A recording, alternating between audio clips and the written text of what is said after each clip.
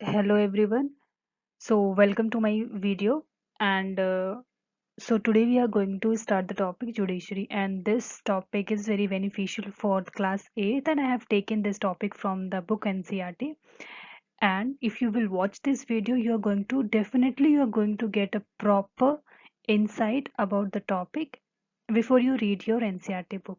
So yeah, I'm new here, and if you want to give any constructive feedback, you all can give me in the comment box. And if you have any doubt regarding this video, you can also ask me in the comment box.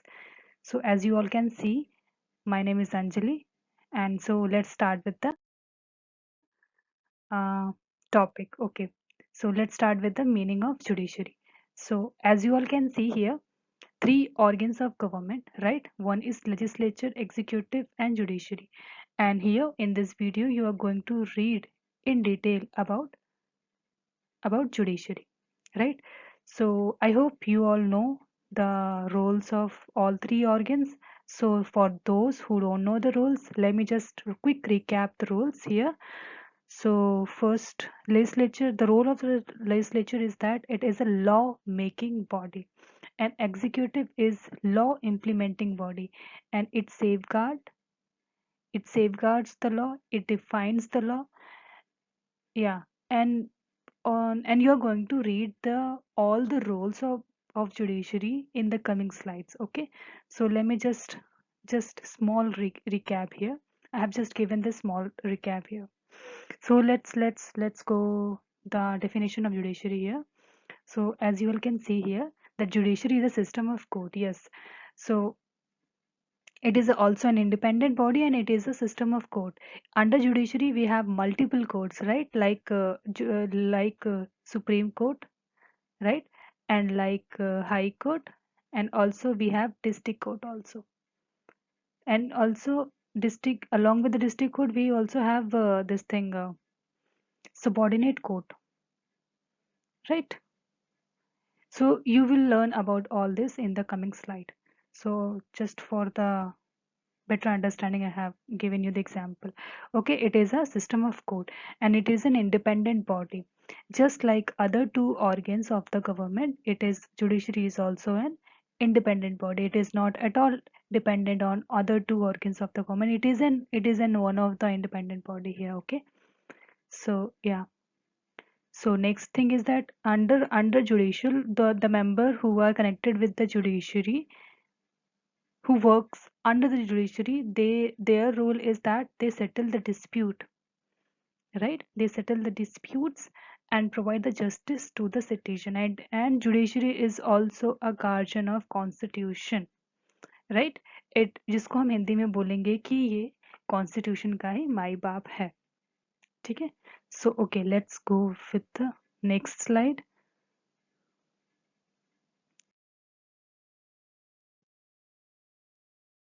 Rule of law, right? So rule of law means that society में कोई ना कोई तो rule करेगा, right? Society में कोई ना कोई रूल करेगा. तो जुडिशरी यहाँ पर यही रोल प्ले करता है कि रूल किसका चलना चाहिए? लॉ का. बस इसका मीनिंग अभी आपको समझ में आ जाएगा. कोई भी बिजनेसमैन, कोई भी पॉलिटिशियन या फिर कोई और, आपको क्या लगता है गवर्नमेंट रूल कर रही है इंडिया में? नो. जुडिशरी इंश्योर यही करता है कि रूल ऑफ लॉ का ही रूल चलना चाहिए सोसाइटी में, राइट? सो यही इंश्योर करने की कोशिश करता है.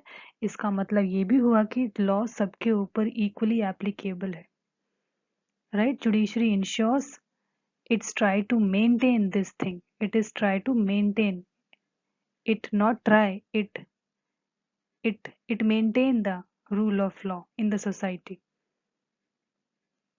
And it is also plays a very crucial role in functioning of the democracy in the society or in India. Yeah, next thing is, what is the role of judiciary? I have earlier in the previous slide I have told you that we are going to learn the roles of judiciary in a very detailed way. So we can see here there are three roles. One is dispute resolution, judicial review, and uphold the laws and enforcing the fundamental rights. Dispute settlements, as it is written that it settle the dispute between, first rule is that it settle the dispute between the citizen of and the government, and two states government and the central and state government. अगर किसी भी individual के बीच में कोई disputes हो तो वो resolute करता है जुडिशरी। सिटीजन या फिर गवर्नमेंट से कोई तहसील हो तो उन दोनों के बीच का डिस्प्यूट्स रिजोल्यूट करता है। एंड कोई भी जैसे कि पंजाब एंड हरियाणा या फिर दिल्ली एंड हरियाणा ले लो या फिर यूपी बिहार स्टेट्स ले लो, इन दोनों स्टेट्स के बीच में अगर किसी भी चीज़ को लेकर के लाइक बॉर्डर शेयरिंग को कोई डिस्प्यूट हो या फिर वाटर रिवर वाटर शेयरिंग को कोई डिस्प्यूट हो लेकर के, तो वो उसको भी जुडिशरी रिसॉल्व करता है। और सेंट्रल और स्टेट गवर्नमेंट के बीच में अगर कोई डिस्प्यूट हो तो उसको भी लेकर के जुडिशरी रिसॉल्व करता है। Next rule is that next rule is judicial review. जैसे कि आपने यहाँ पर एक ये भी पढ़ा है रिव्यू। अगर आपको रिव्यू का मतलब समझ में आ रहा है तो इसका बिल्कुल एज सिंपल एज दैट, अगर पार्लियामेंट में कोई भी लॉ नया लॉ पास किया है, सो जुडिशरी उस लॉ को रिव्यू करेगी। रिव्यू मतलब उस लॉ को ये रिव्यू करके ये जानने की कोशिश करेगी whether that law is according to the constitution or not, or else if it is violating the basic structure of the constitution, then it has the right to declare that law an unconstitutional. So it means that आपको ये वाला rule भी समझ में आ चुका होगा, ठीक है। So I hope so next thing is upholding the law. उसके पास अब जुडिशरी फंडामेंटल राइट्स को इन्फोर्स करता है और लॉस को अपने साथ रखता है। अगर किसी भी इंडिविजुअल का फंडामेंटल राइट्स वायलेट होता है तो it is they have a right to approach Supreme Court also and high court also, right. So I hope कि आपको ये तीनों रोल समझ में आ चुके होंगे। सो next is what is an independent judiciary. यहाँ पे मैं आपको एक बहुत अच्छे से एग्जांपल देना चाहूँगी। जैसे कि फॉर एग्जांपल अगर आपको समझ में आएगा इंडिपेंडेंस आपने पढ़ा था स्टार्टिंग में कि all three organs are independent, right. Judiciary भी इंडिपेंडेंट है। कैसे इंडिपेंडेंट है आपको पहले एक एग्जांपल देती हूँ, तब आपको आगे समझ में आएगा। जैसे फॉर एग्जांपल यहाँ पर एक इंसान है, ठीक है, और एक पॉलिटिशियन है, ठीक है। और ये पॉलिटिशियन चाहता है कि ये इस इंसान की प्रॉपर्टी, चलो प्रॉपर्टी ले लेते हैं, या फिर उसका घर या प्रॉपर्टी चाहता है, हड़पना चाहता है, ठीक है। सो व्हाट हैपेंस कि ये इंसान अब अपनी प्रॉपर्टी नहीं देना चाहता है, ठीक है। अब ये अपील क्या करेगा, क्योंकि उसके ऊपर काफ़ी ज़्यादा प्रेशर आ रहा है, इस इंसान के ऊपर काफ़ी प्रेशर आ रहा है, इस इंसान पे काफ़ी प्रेशर आ रहा है। तो अभी अपील करेगा, कहाँ जाएगा, ऑब्वियसली कोर्ट जाएगा, राइट। कोर्ट जाएगा। जो भी कोर्ट हैं, जो भी आपने पढ़े हैं, अभी मैंने आपको प्रीवियस स्लाइड में बताए थे, supreme court, high court, district court और सबऑर्डिनेट कोर्ट, कोई भी कोर्ट में जाके अपील करेगा, राइट। तो वहां पर अगर वहां पे जो जजेस हैं, कोर्ट के जो जज हैं, राइट, ये जो जज हैं, अगर इन्होंने लॉ को ना देख करके इनके फियर में, पॉलिटिशियन के फियर में या फिर इनके फेवर में कोई जजमेंट पास कर दी, तो इसका मतलब यहाँ पर ये हो जाता है कि ये जो जज है या फिर जुडिशरी है, क्योंकि जज ऑब्वियसली कनेक्टेड है जुडिशरी से, तो जुडिशरी यहाँ पर डिपेंडेंट हो गई पॉलिटिशियन पे, ठीक है। ये इंडिपेंडेंट बॉडी नहीं रही। सो यहाँ पर एग्जांपल हो, इसीलिए हमें जुडिशरी को इंडिपेंडेंट जरूर करना चाहिए। अगर यहाँ पर जो जज हैं उन्होंने जजमेंट पास की according to the law, so obviously उसको उसकी प्रॉपर्टी वापस मिलेगी। नॉट पॉलिटिशियन के अकॉर्डिंग नहीं पास किया, अकॉर्डिंग टू द लॉ, तो यहाँ पर उसको डेफिनेटली उसको वहाँ पर वो मिलेगा, जस्टिस मिलेगा। एंड यहाँ पर ये भी प्रूफ हो जाता है कि that judiciary is an independent body.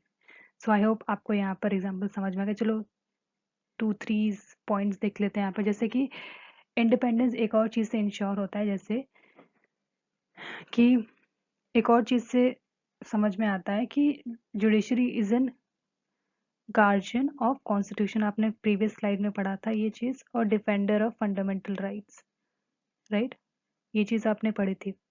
ठीक है, इस चीज़ को भी परफॉर्म करने के लिए भी जुडिशरी का इंडिपेंडेंट होना बहुत ज़रूरी है। अगर इंडिपेंडेंट नहीं रहेगी तो ये चीज़ नहीं कर पाएगी judiciary, right. Okay, next thing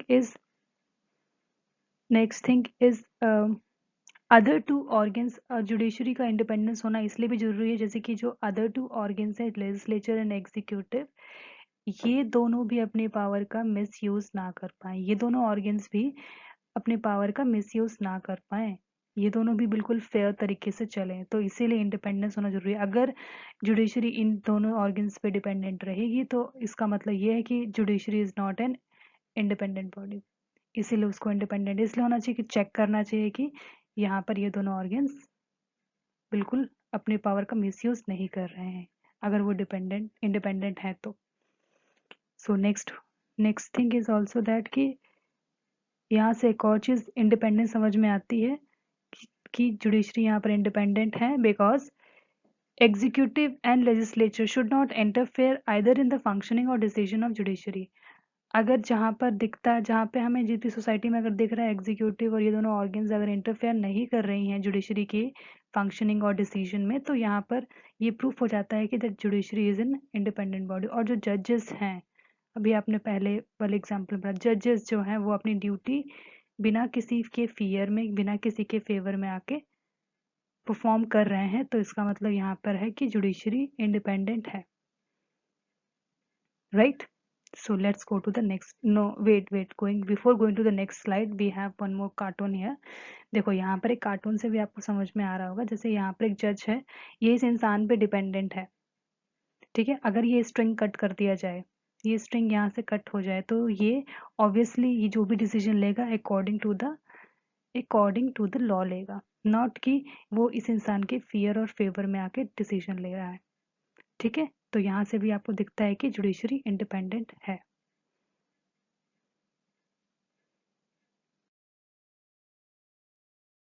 so next is structure of judiciary. So जो जुडिशरी का जो स्ट्रक्चर है वो एक ट्रायंगल स्ट्रक्चर बनाता है, जिसमें से जो सबसे नीचे स्ट्रक्चर आता है वो है डिस्ट्रिक्ट एंड सबॉर्डिनेट कोर्ट, और उसके बाद आता है फिर high court and then Supreme Court. So let's read about the Supreme Court first. Supreme Court is a highest judicial authority, and the president of this court is CJI. CJI means Chief Justice of India. चलो आप लोग मुझे एक comment करके ये चीज़ बताओ कि chief justice of India अभी प्रेजेंट में कौन है और कौन से नंबर के हैं, ठीक है। ओके, और इसका जो डिसीजन है, सुप्रीम कोर्ट का जो भी डिसीजन होगा वो डिसीजन बाइंडिंग होगा ऑल थ्री जो अभी आप कोर्ट फर्दर पढ़ोगे उन तीनों पे इनका डिसीजन बाइंडिंग होगा, और इसके थ्रू ही लगता है अभी आप ये भी पढ़ोगे कि ये सारे कोर्ट इंटरकनेक्टेड हैं एक दूसरे से। Next court is state level court which is called high court. And ये हाई कोर्ट सब स्टेट के अपने अपने हाई कोर्ट हैं। कुछ स्टेट हैं जो कि क्या कहते हैं, कुछ स्टेट के जो हाई कोर्ट हैं वो कॉमन होते हैं, कुछ स्टेट्स के अलग अलग होते हैं, कुछ स्टेट्स अपना अलग बना भी लेते हैं बाद में हाई कोर्ट अगर स्प्लिट हो जाते हैं तो। So next we have district level and subordinate court. So basically यहाँ पर ये दोनों कोर्ट को एक ही कॉलम में इसलिए रखा है बिकॉज कि हमको कभी कभी ये दोनों कोर्ट एक ही एरिया में दिखते हैं और कभी कभी ये दोनों कोर्ट अलग अलग भी दिखते हैं, right. So district level and subordinate court. और ये डिपेंड करता है कि वो एरिया कितना बड़ा है। अगर ज़्यादा बड़ा एरिया हो तो हमें ये, अगर ज़्यादा बड़ा एरिया हुआ तो हमें ये दोनों कोड एक ही एरिया में दिखेंगे, या तो डिस्ट्रिक्ट कोड या फिर सबऑर्डिनेट कोड। अगर छोटा एरिया हुआ तो हमें या तो डिस्ट्रिक्ट कोड होगा उस एरिया में, या तो सबऑर्डिनेट कोड होगा। सो यहाँ पर जो भी जज होता है वो डिस्ट्रिक्ट जज होते हैं, डिस्ट्रिक्ट जज। और स्टार्ट, अगर कोई भी केस स्टार्ट करना होता है तो हम सबसे पहले यहीं पर ही अपील करते हैं, यहीं से स्टार्ट करते हैं डिस्ट्रिक्ट लेवल पे, right. Yes, let's go to the next slide. Yes, Supreme Court and high court. चलो, सुप्रीम कोर्ट स्टैब्लिश हुआ था सबसे पहले 26 जनवरी 1950, एंड उसके सुप्रीम कोर्ट से पहले हमारे पास था, हमारे पास फेडरल कोर्ट ऑफ इंडिया था। ठीक है, अभी प्रेजेंटली सुप्रीम कोर्ट दिल्ली में है। Let's read about the high court. जैसे कि मैंने आपको बताया था, हाई कोर्ट अपने अपने स्टेट्स का अलग है। देखो, प्रेजेंट में total high court we have 25, और हमारे पास स्टेट कितने हैं? 28। तो आपको क्या लगा कि 28 स्टेट हैं तो 28 हाई कोर्ट्स भी होंगे? नो, क्योंकि मैंने आपको ये भी बताया था कि कुछ हाई कोर्ट, कुछ स्टेट्स के कॉमन हाई कोर्ट्स भी हैं, और कुछ, अगर कोई स्टेट क्या कहते हैं स्प्लिट हो गया है तो उन वो अगर कोई स्टेट स्प्लिट हो गया है तो उन्होंने अपना हाई कोर्ट भी बना लिया, अलग अलग हाई कोर्ट्स भी बना लिए हैं। और जैसे कि फॉर एग्जांपल आप यहाँ पर देखोगे, नॉर्थ ईस्टर्न स्टेट जैसे कि आसाम, नागालैंड, मिजोरम, अरुणाचल प्रदेश, ये इनका कॉमन कोर्ट कहाँ है? गुवाहाटी में है। लाइकवाइज वी ऑल्सो, अभी देखा था हमने, स्प्लिट देखा था, आंध्र प्रदेश से कौन स्प्लिट हो गया? तेलंगाना। तो जो हैदराबाद था, जो हैदराबाद हाई कोर्ट था, वो तेलंगाना के पास चला गया। Now now what about the Andhra Pradesh? Andhra Pradesh ने नया अपना अमरावती में हाई कोर्ट बना लिया। सो ऐसे ही। और स्टार्टिंग में we only have 3 high courts, like Kolkata, Bombay, Madras, 1862 के टाइम पे, and the high court of Delhi. उसके बाद में फिर दिल्ली हाई कोर्ट आया।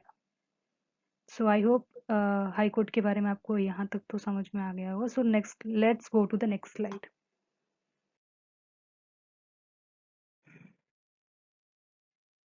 So see what is written here, over here, that integrated judicial system. We also have integrated judiciary system, and जो high court का जो डिसीजन होगा वो बाइंडिंग है on the lower court, and the court are connected to each other. How? Through appellate system. Appellate system का मतलब अभी मैं यहाँ पे बता रही हूँ। अभी स्ट्रक्चर पढ़ा था, जैसे कि मैंने आपको बताया था ट्राइंगल स्ट्रक्चर है जुडिशरी का। First most is that Supreme Court, and then high court, and then subordinate court, right, subordinate और डिस्ट्रिक्ट कोर्ट। तो फिर यहाँ पर क्या होता है, अगर सबसे पहले केस यहाँ पे जाता है, ठीक है, यहाँ से अगर वो इंसान समझता है, अगर ये इंसान समझेगा कि ये इंसान ने अपने यहाँ पे केस फाइल किया, उसको लगा कि यहाँ पर उसको जस्टिस नहीं मिला, इसके अकॉर्डिंग यहाँ पर क्या कहते हैं, law pass, not law, sorry, यहाँ पे जजमेंट उसके अकॉर्डिंग नहीं पास हुआ है, तो वो चैलेंज कर सकता है लोअर कोर्ट के डिसीजन को हाई कोर्ट में जा करके, राइट। अगर हाई कोर्ट में भी अगर उसको सेम फील हुआ तो वो हाई कोर्ट के डिसीजन को भी चैलेंज कर सकता है सुप्रीम कोर्ट जा करके, ठीक है। और हम डायरेक्टली भी सुप्रीम कोर्ट जा सकते हैं, उसका अपना एक प्रोसीजर है, अपना एक राइट है, वो वो आप फर्दर आगे क्लास में पढ़ोगे, ठीक है। सो आपको हम एग्जाम्पल भी अभी देखेंगे, यहाँ पर एक एग्जाम्पल भी है, जैसे for example, so appellate system का पहले मतलब समझ लेते हैं। Appellate system, it means that कि अगर यही सेम चीज, a person a person can appeal to higher court if they believe that judgment passed by the lower court is not just। अभी जैसे मैंने आपको बताया था पीछे, the system exists in India, it is also another way to define the integration of all level of court। आपको बताया था कि सारे इस तरह से कोर्ट इंटरकनेक्टेड है। जैसे for example state versus Lakshman Kumar and other. यहाँ पर क्या हुआ था, लक्ष्मण कुमार की जो वाइफ थी, उनकी आग लगा के आग की वजह से उनकी डेथ हो गई थी। फिर यहाँ पर क्या हुआ कि जो उनकी वाइफ के जो घर वाले थे, उन्होंने केस किया कि जो लक्ष्मण कुमार है और उनके जो घर वाले हैं, मतलब उनकी माँ जी और उनके जो भाई हैं, इन दोनों ने मिल करके, सॉरी, इनके इनके लक्ष्मण कुमार के परिवार वालों ने मिल करके ये उनकी बेटी को जलाया है, ठीक है, जलाया है किचन में। तो वो एक्सीडेंट नहीं था, वो किचन में इन लोगों ने जला दिया है, ठीक है, जस्ट बिकॉज ऑफ कि उनको दहेज नहीं दिया गया या फिर ये ऐसे करके बोला गया। तो फिर बाद में हाई कोर्ट में तो इनको पनिशमेंट मिल जाती है, बट लक्ष्मण कुमार वापस से वो decision, not high court, sorry, district court में पनिशमेंट मिल जाती है, लेकिन लक्ष्मण कुमार वापस से क्या कहते हैं, हाई कोर्ट में अपील करते हैं, चैलेंज करते हैं डिस्ट्रिक्ट कोर्ट के डिसीजन को कि नहीं, ऐसा कुछ नहीं था, वो एक एक्सीडेंट था, वो गैस, वो सिलेंडर ब्लास्ट होने की वजह से उसकी डेथ हुई थी या फिर समथिंग लाइक दैट। फिर वहां पे क्या कहते हैं, जो लक्ष्मण कुमार है वो वहां पर उसको बेल मिल जाती है, वो एक हाँ, वो मतलब बेल बेल मिल जाती है और वो छोड़, बेसिकली उनको छोड़ दिया जाता है, ठीक है। बट अदर्स यहाँ पे लिखा हुआ है, अदर्स। उस टाइम पे क्या हुआ था, 1985 के टाइम पे काफ़ी चीज़ें बहुत ये ऐसी जो दहेज प्रथा, दहेज और ये डोमेस्टिक वायलेंस, ये चीज़ें काफ़ी बहुत ज़्यादा वो थी। तो फिर लोगों ने क्या हुआ, पीआईएल फाइल किया कोर्ट में, और जो लक्ष्मण कुमार को मतलब हाँ, चैलेंज किया कि ये भी क्या कहते हैं, वही चीज़ें कर रहा था कि दहेज के लिए ही क्या कहते हैं उसने अपनी वाइफ को मार दिया, और ये भी उसी के अंडर में आते हैं कि दहेज और ये डोमेस्टिक वायलेंस, इन सब चीज़ों के अंदर ये भी आते हैं। तो सभी लोगों ने पीआईएल फाइल किया सुप्रीम कोर्ट में। तो सुप्रीम कोर्ट में फिर ये चीज़ क्लियर हो गया कि हाँ, लक्ष्मण कुमार और उनकी माता जी ने लक्ष्मण कुमार की वाइफ को मारा है दहेज को लेकर के, बस। सो यही है, इस तरह से अपीलेट सिस्टम आपको समझ में आ चुका होगा। So next slide is that, yeah, different branches of legal system. We have two branches. One is criminal law and another one is civil law. So under criminal law, what is there, कोई offense हुआ है किसी से, for example जैसे women harassment या फिर चोरी हुई है, चोरी किया है किसी ने, या फिर किसी ने मर्डर किया है, तो वो सारे केसेस आएंगे क्रिमिनल लॉ के अंदर। सिविल लॉ के अंदर जैसे कि कोई इंडिविजुअल राइट वायलेट हुआ है, जैसे कि डिवोर्स से रिलेटेड कोई केस है, या फिर कोई रेंट से रिलेटेड कोई केस है, या फिर प्रॉपर्टी परचेज एंड सेल से रिलेटेड कोई केस है, तो वो सारे केसेस जाएंगे सिविल लॉ के अंदर। क्रिमिनल लॉ में क्या स्टार्ट होता है, अगर कोई भी प्रोसीजर स्टार्ट होता है तो वो स्टार्ट होता है एफआईआर से। एफआईआर करके फिर पुलिस इन्वेस्टिगेशन करेगी एंड देन उसके बाद में फिर वो कोर्ट जाएंगे, पुलिस क्रिमिनल को कोर्ट लेके जाएगी। एंड सिविल लॉ में क्या होता है, स्टार्टिंग में वो जो अफेक्टेड पार्टी है वो डायरेक्टली क्या कहते हैं कोर्ट में अपील करती है एंड अपनी प्रॉब्लम्स शेयर करते हैं कोर्ट में जा करके। एंड देन सिविल लॉ में जो सिविल लॉ में एफआईआर के थ्रू गया, और फिर अगर कोई अक्यूज है वो गिल्टी फाउंड हुआ है, तो फिर वो क्या करेगा, उसको फिर या तो जेल होगी या फिर क्या कहते हैं उसको फाइन लिया जाएगा उससे। लेकिन बट सिविल लॉ में क्या है कि अगर ऐसा नहीं है, फाइन और वो चीज़ें नहीं है, डायरेक्टली जो सोल्यूशन होगा उसका, वो डायरेक्टली उस पर फोकस किया जाएगा। जैसे कि फॉर एग्जांपल अगर कोई किराएदार है या फिर मकान मालिक, किराएदार और मकान मालिक इन दोनों के बीच में कुछ इशू है मकान खाली करने को लेकर के, तो इसमें क्या होगा कि 1 महीने के अंदर या तो बोला जाएगा कि हाँ मकान खाली कर दें, या फिर अ, उनका प्रॉपर किराया दे दें, किराया दे करके मकान खाली कर दें, बस। अगर मान लो कोई बॉन्ड साइन हो कि 1 साल के अंदर ही रहना है, 1 साल तक ही रहना है इस घर में, उसके आगे एक्सटेंड होता है तो इसका सोल्यूशन दिया जाएगा। कोई जेल नहीं भेजा जाएगा, कोई क्या कहते हैं जेल नहीं दिया जाएगा, कोई फाइन नहीं लिया जाएगा, सोल्यूशन दिया जाएगा, बस। सिविल लॉ में यही है। नेक्स्ट थिंग इज है,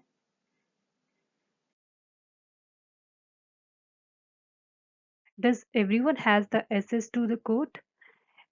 Yes, in this topic it is asking that क्या सबको access है कोर्ट में, सब कोर्ट जा सकते हैं?